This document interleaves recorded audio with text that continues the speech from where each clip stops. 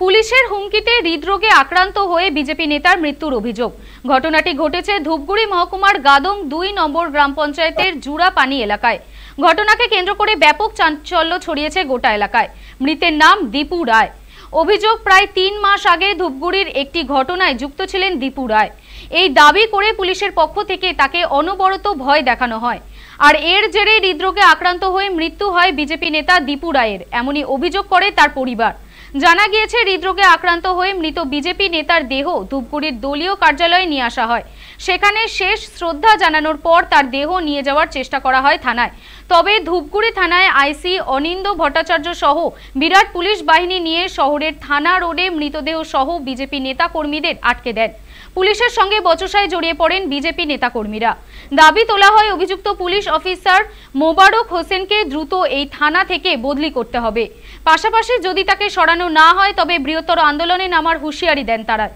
তবে ধূপগুড়ি থানার আইসির তরফে তাদেরকে দ্রুত ব্যবস্থা গ্রহণের আশ্বাস দেওয়া হয়েছে বলেই জানা গিয়েছে।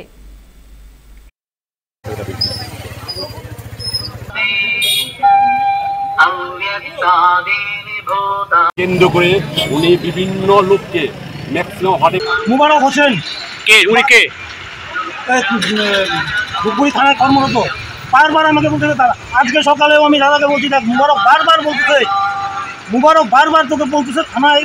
উনি অলিখিতভাবে কিন্তু অন্য জিনিস বোঝাতে যাচ্ছে। আমি যেখানে ঘটনাতে ছিলাম না, ৬২ দিন বাইরে থাকা, আমি একজন হাই স্কুলের টিচার, ৬২ দিন বাইরে ছিলাম। বারবার খালি একটা কথা, তো দাদার নামে তার শিখে দেবো, তো দাদাকেও ছাড়বো না, এই কথা বলার কি কারণে ডাকছিল বারবার থানায়? বারবার ওই যে চার্জশিটের নাম ঢোকাবে, ধূপগুড়ি শালবাড়ি কেসে। দাদা ছিলও না, আমিও ছিলাম না। কোন ঘটনা? শালবাড়িতে ওই যে মসজিদ ভাড়া নিয়ে যে ঘটনাটা ঘটছে, ওটাতে চার্জশিটের নাম দিয়েছে। বারবার খালি একটা কথা বলছি। সেই কারণে কি উনি? হ্যাঁ অবশ্যই, এটা তো একটা টেনশনের ব্যাপার। বাড়িতে মা বাবা দিদি সবাই টেনশন, আমিও তো টেনশন।